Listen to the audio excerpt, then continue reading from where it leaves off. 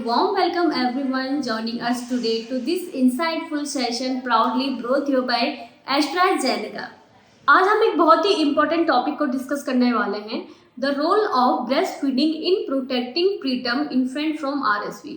ये टॉपिक उन पेरेंट्स और उन केयर गिवर्स के लिए बहुत जरूरी है जिनकी प्रीमेच्योर बेबी हुए हैं। जैसे कि हम सभी जानते हैं, ब्रेस्ट फीडिंग सिर्फ एक नरिशमेंट का सोर्स नहीं है, बल्कि ये एक पावरफुल इम्यूनिटी बूस्टर भी है जो एसेंशियल न्यूट्रिशन और एंटीबॉडीज को प्रोवाइड करवाता है, जो इन्फेक्शन इंक्लूडिंग जैसे RSV वायरस से बचाव करता है। मैं Anjali Kumar, Ayurveda therapist and yoga expert, और मुझे बहुत खुशी हो रही है आज के हमारे सेशन के एस्टीम्ड स्पीकर डॉक्टर अनुज रस्तोगी का इंट्रोड्यूस देने में। डॉक्टर रस्तोगी उत्तर प्रदेश में तारा किड्स द ग्रोथ क्लिनिक के ओनर हैं और वो वहाँ पे पेरेंट्स को बच्चों की अच्छी देखभाल और उनकी हेल्थ के लिए गाइड करते हैं। और आज हमें डॉक्टर रस्तोगी बताएंगे कि ब्रेस्ट फीडिंग प्रीमेच्योर बेबी की इम्यूनिटी को कैसे स्ट्रॉन्ग करता है और RSV वायरस से ये कैसे हमें बचाएगा। तो बिना किसी देरी के लिए चलो शुरू करते हैं। Hello doctor Anuj, how are you? I am fine ma'am, and what about you? I am good. Doctor Anuj, actually मुझे आपसे कुछ चीज़ें डिस्कस करनी थी। तो अभी मेरे ब्रदर का बेबी हुआ, तो वो प्रीमेच्योर बेबी हुआ, लाइक 7 मंथ का। तो अराउंड 2 मंथ्स तो उसको वैसे भी हॉस्पिटल में रहना था, हॉस्पिटल में एडमिट था। तो जैसे ही आफ्टर 2 मंथ वो घर पे आया तो घर पे हर किसी को सर्दी जुकाम खांसी वगैरह चल रही थी। तो वो सब चीज़ें बच्चे को भी हो गया है ना। तो सर्दी जुकाम और जोर जोर से उसका खांसना और सांसें बहुत फास्ट लेना। तो 1-2 दिन तो हमें लगा कि नॉर्मल फ्लू कुछ होगा, तो वो घर पे ही था। लेकिन हम लोग नॉर्मल हो गया आफ्टर 5 to 6 डेज, लेकिन बेबी नॉर्मल नहीं हो रहा था। तो उस वजह से हम उसको हॉस्पिटल लेके गए, तो वहाँ पे डॉक्टर ने उसको वेंटिलेटर एडमिट कर दिया। और उसके बाद वेंटिलेटर भी लग गया उसको? वेंटिलेटर भी लग गया उसको? यस। तो कम से कम 3 to 4 वीक्स वो हॉस्पिटल में रहा। और डॉक्टर ने मुझे कुछ RSV वायरस के बारे में बताया, और उसके बारे में मैं बिल्कुल भी अवेयर नहीं थी। तो मुझे उसके बारे में जानना है कि ये क्या है, कैसे होता है, क्यों होता है। तो क्या आप मुझे एक्सप्लेन कर सकते हैं? हाँ, देखिए, RSV वायरस जो है ना, एक कोल्ड वायरस है, जैसे और कॉमन कोल्ड है। अब तो कोरोना के बारे में भी सब लोग जान गए, फ्लू के बारे में सब जानते हैं। क्या होता है कि एक वायरस जो बड़े आदमी को कोल्ड का वायरस होता है, तो वो उनकी जो सांस की नलियां वगैरह का, जो अगर आप एक स्ट्रॉ से करें, एक बड़ा स्ट्रॉ, एक बहुत फाइन थिन स्ट्रॉ है, तो ये आप दोनों को कंपेयर कर सकती हैं। तो बड़े लोगों को ना स्नीजिंग भी, मतलब नोज क्लियर कर लेते हैं, थ्रोट क्लियर कर लेते हैं, चेस्ट क्लियर कर लेते हैं। बट बच्चों को तो बेचारों को ये सब कुछ भी नहीं आता। और जो प्रीटर्म बच्चे हैं, जैसे आपका 7 महीने का बेबी था, वो तो बहुत ही वीक था। उसकी जो, अगर आप सांस की नलियां देखें, तो वो इतनी फाइन थिन स्ट्रॉ थी कि वो उसकी उससे जो म्यूकस बनता है, जो हम म्यूकस को एक्सपेक्टोरेट कर देते हैं, क्लियर कर देते हैं, बच्चे नहीं कर सकते, वो तो बिल्कुल ही नहीं कर सकते। और वो ग्रेजुअली क्या होता है, जैसे पहले दिन जब वायरस होता है तो वो बहुत हल्का माइल्ड होता है, फिर धीरे धीरे धीरे 3-4 दिन में वो एस्केलेट होता है, जैसे आपके साथ हुआ कि वो 3-4 दिन घर पे ठीक रहा और फिर उसने ब्रीदिंग फास्ट लेनी शुरू कर दी। तो वो क्या होता है, म्यूकस थिक होके उनकी जो फाइन फाइन स्ट्रॉज है उनमें फंस जाता है, और उन्हें सांस लेने में बहुत दिक्कत हो जाती है और ऑक्सीजन की बहुत जबरदस्त कमी हो जाती है। आज से 30 साल पहले जब मैं पढ़ता था, तो हमें RSV वायरस उसमें लिखा होता था हमारी किताबों में। तब इंडिया इतना डेवलप नहीं था, हम प्रीटर्म बेबी इतने नहीं बचते थे। अब प्रैक्टिकली अच्छे हॉस्पिटल में अच्छे डॉक्टर के हाथ में मोस्टली प्रीटर्म बेबी सेव हो जाते हैं। तो अब जब ये सेव हो जाते हैं, तो वही वेस्टर्न पैटर्न शुरू हो जाता है। जो ये RSV निमोनिया या इस टाइप की चीजें वहां होती हैं, वो सब धीरे धीरे हमें भी दिखने लगी। बिल्कुल। उस जमाने में वहां पे एक एंटीबॉडी का नाम हुआ करता था कि वो एंटीबॉडी वो RSV वायरस के लिए देते थे। खैर, जब तो हम सेंसिटाइज भी नहीं थे और हमारे इंडिया में अवेलेबल भी नहीं थी। तो ये RSV निमोनिया एक जस्ट सिंपल वायरस है जो बड़ों को जुकाम करता है, बट छोटे बच्चों को बहुत भयंकर निमोनिया कर देता है। और इसका इसमें बार बार भी हो सकता है, ये ऐसा नहीं एक बार हो गया तो दोबारा नहीं होगा। इसलिए हम पेरेंट्स से कहते हैं कि अपने छोटे बच्चों को डिस्चार्ज के बाद क्राउडेड प्लेस में मत ले जाएं, ब्रेस्ट फीडिंग कराएं, हाथ धो के बच्चे को छुएं, और जिसको भी खांसी जुकाम हल्का सा भी नजलाओ तो बच्चे से दूर रहे। मैं तो 6 मंथ तक मदर को ये कहता हूँ कि आप बच्चे को लेके आप गाड़ी में बैठ के घूम के आ जाओ, बट आप पब्लिक के अंदर मत लेके जाओ, क्योंकि ये जो वायरस है ये उनको इतना बुरी तरह बीमार कर देते हैं, उनके जो इमेच्योर लंग्स हैं। देखिए, अब जो चीज़ मैच्योर है, वो तो धीरे-धीरे ही मैच्योर होगी, एकदम तो है नहीं। क्या आप छुट्टी होके भी आ गए तो एकदम बच्चा बड़ा हो गया? तो बहुत डिफ़िकल्ट सिचुएशन हो जाती है और बहुत ही भयानक होती है, बहुत डर लगता है इससे। या एग्जैक्टली। इसलिए तो लाइक ये सिर्फ प्रीमेच्योर बच्चों में ही देखने को मिलता है या जो बेबी नॉर्मल होते हैं उनमें भी देखने को मिलता है? जो नॉर्मल बेबी होते हैं, उनमें भी देखने को मिलता है। जनरली वो उतने सिक नहीं होते क्योंकि उनका लंग फिर भी उनके कंपैरिज़न में जो उनकी स्ट्रॉज़ हैं, वो फिर भी बेटर होती हैं, उतनी थिन नहीं होती हैं। थोड़ी उनका जो सिस्टम है, जो म्यूकस क्लियर करने का सिस्टम है, वो छोटे बच्चों के कंपैरिज़न में बेटर हो जाता है।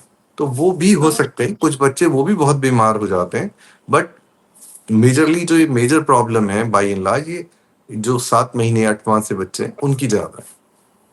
तो ब्रेस्ट फीड इसमें कैसे हेल्प करता है मदर का मतलब ब्रेस्ट फीडिंग तो इसके लिए बेस्ट है, but breast unfortunately breast feeding के प्रति उतनी जागरूकता नहीं है। बातें तो हम सब करते हैं, बट ब्रेस्ट फीडिंग कैसे स्टैब्लिश होगी, ये नहीं हो पाता। बच्चा पैदा होते से बोतल मुंह में लगा देते हैं। अब बोतल से हम्म, दूध पीना 14 टाइम्स ईजियर है देन ब्रेस्ट सक करने के। और प्री या टर्म बच्चों के साथ तो क्या होता है, वो पैदा होते ही नर्सरी में शिफ्ट हो जाते हैं, तो मदर को एक स्टिमुलेशन भी नहीं मिलता। अब जैसे हमारी यूनिट में पॉलिसी है कि मेरी लैक्टेशनल एक्सपर्ट उनके पास जाके उनसे बात करती है और उनको फर्स्ट आवर से ही ब्रेस्ट को एक्सप्रेस करने के लिए कह देते हैं। जैसे हॉर्न पंप आता है तो हम उन्हें लगाने के लिए कहते हैं कि हर 2-2 घंटे में आप ब्रेस्ट पंप करो, चाहे दूध नहीं आए तो भी शुरू करो। अगर हम फर्स्ट 6 आवर्स के अंदर या तो डायरेक्ट बच्चे को ब्रेस्ट फीडिंग करा सकते हैं अगर फुल टर्म है, और प्री टर्म बच्चा है तो हम पंप से उसको दूध नहीं आएगा एकदम। अगर हम कोशिश करते रहते हैं तो हमें 2 दिन के अंदर या 3 दिन के अंदर बच्चे को मिल्क मिलने लगता है और उसकी जी। सेफ्टी बहुत बढ़ जाती है। मिल्क के अंदर अगर माँ को पहले आरएसवी निमोनिया हुआ है, आरएसवी वायरस हुआ है, तो वो वाली एंटीबॉडीज मिल जाती हैं। और एक माँ के दूध में एक बहुत अच्छी एंटीबॉडी होती है, आईजीए एंटीबॉडी। वो उनकी जो जीआई ट्रैक्ट है, मतलब जो उनकी आंतें हैं, जो उनका फेफड़ा है, वो उसे कवर कर देती है, उसके अंदर वायरस घुस नहीं पाता। तो बहुत ही प्रोटेक्टिव है। न्यूट्रिशन तो है ही है। ये प्रॉपर्टी आप कितना ही महंगे से महंगा डब्बा ले लें, या कितनी ही आपके घर की गाय हो, भैंस हो, कुछ भी हो, वो आप माँ के दूध को रेप्लिकेट नहीं कर सकते। बिल्कुल अच्छी से बिल्कुल। अच्छी कंपनी ने भी माँ की सिमिलर दूध बनाने की कोशिश करी। एक ही कंपनी के अलग अलग वैरायटी के 5-5 6-6 डब्बे आते हैं, एक बेसिक, फिर उससे एडवांस, फिर उससे एडवांस। जो सबसे एडवांस डब्बा होता है, वो भी माँ के दूध को नहीं कंपेयर कर पाते। वहां तक तो पहुंच ही नहीं पाई साइंस अभी। तो माँ का दूध तो बच्चों के लिए वरदान है, बट अब एज ए पीडियाट्रिशियन हम समझाते हैं, बट जितना भी हो पाता है। बट लोगों को ये या समझना चाहिए, और खासकर प्रीटर्म बच्चों को अगर बचाना है तो उन्हें सिर्फ माँ का दूध ही मिल सकता है। Very nice, yes. सो अब जैसे एयर पॉपुलेशन से रिलेटेड मतलब अगर हम बच्चे को बाहर लेके जाएं तो उसके ज़्यादा चांसेस बढ़ जाते हैं बच्चे में वायरस का होने का। नहीं, देखिए, अगर बाहर लेके जाते हैं, अगर हम क्राउडेड एरिया में जाते हैं, मॉल में जाते हैं, पिक्चर हॉल में जाते हैं, मंदिर में जाते हैं, कहीं जागरण हो रहा है उसमें जाते हैं, अगर कहीं फंक्शन है, छोटी मोटी शादी है। अब शादियों में ज्यादातर बच्चे बीमार होते हैं और हम उल्टा सोचते हैं कि इसने कोल्ड ड्रिंक पी ली, आइसक्रीम खा ली, जबकि वो भीड़ में जो वायरस चिपके रहते हैं। मान लो आरएसवी का वायरस है, अगर हाथ पे लग गया तो 6 घंटे तक आरएसवी का वायरस जिंदा रहता है। और जो फोमाइट्स हैं, जो हमारे फर्नीचर वगैरह, उस पर 24-24 घंटे जिंदा रहता है। तो ओह, छूते हुए वो बच्चे के साथ, क्योंकि बच्चे मुंह में भी उंगली डालते रहते हैं, तो वो उनके पास चला जाता है और वो उनको नुकसान करता है। और एक बहुत खास चीज है स्मोकिंग। जो सेकंड हैंड स्मोक है, वो घर में अगर कोई स्मोक करता है तो वो भी इन बेचारों के जो लंग्स हैं उनको खराब कर देता है। ओह, पेरेंट्स, और जब भी मैं पेरेंट्स को बोलता हूँ, अगर आप इन बच्चों को पकड़ रहे हैं और आपने सिगरेट पी है, तो आप जाइए नहा के आइए, बच्चे को तब छुइए, क्योंकि जो आप पे जो उसमें स्मोक और ये केमिकल्स लगे रहते हैं, वो भी इन बच्चों के लंग्स को बहुत खराब कर देते हैं। एक तो बच्चा ब्रेस्ट फीडिंग नहीं कर रहा, आरएसवी का कुछ नहीं कर रखा प्रोटेक्शन, और ऊपर से स्मोकिंग चल रही है, तो उस बच्चे को तो बहुत बीमार होने के चांस बढ़ जाएंगे। ओह, ओके।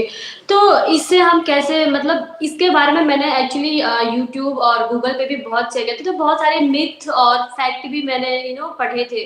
तो आप मुझे एक्सप्लेन कर सकते हो कि इससे रिलेटेड क्या-क्या मिथ्स हैं और क्या-क्या फैक्ट है? मिस तो ये है कि वो ऐसा लगता है कि भाई डॉक्टर तो ऐसे कहते ही रहते हैं। वो हुँ, पहली चीज तो वो ये सोचते हैं।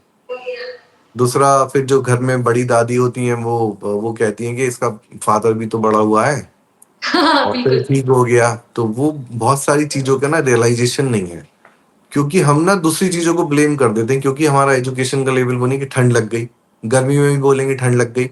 अभी कल एक हम्म। मदर मेरे क्लिनिक पे आई, तो अब यहाँ मेरठ के अंदर तो बहुत ज़्यादा गर्मी है। और यहाँ वो कार्डिगन पहन के आई और शॉल उन्होंने सिर पे लपेट रखा था। उन्हें ये लग ओ, रहा था कि मेरे दूध से जो है बच्चे को ठंड चली जाएगी। अब ठंड कौन सी ठंड है, कहाँ की ठंड है? ठंड नहीं है, वायरस है। और ये बिल्कुल। वायरस एक नहीं है, ये हजारों वायरस हैं। तो आपको वायरस से बचने के लिए प्रिकॉशन लेनी है, जो वैक्सीन के रूप में भी है और जो हैंड वॉशिंग के रूप में भी है। और हैंड वॉशिंग सिर्फ ये नहीं ऐसे हाथ चौपड़ लिए, आपको 20 सेकंड तक सोप वाटर से हाथ धोने होंगे। और जो सोप वाटर का कंटेनर है, वो भी एक ही कंटेनर ना चले, वो कंटेनर चेंज होना चाहिए।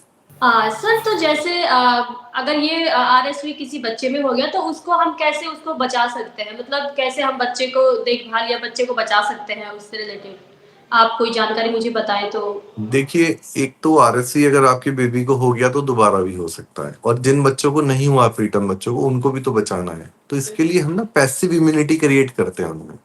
एज सच कोई वैक्सीन नहीं है कि आपने दिया, बट इसके लिए पैसिव इम्यूनिटी के लिए मोनोक्लोनल एंटीबॉडीज हैं जो मार्केट में, लकीली पहले वर्ल्ड में तो बहुत दिनों से आती थी, बट इंडिया में इस साल से अवेलेबल हो गई हैं।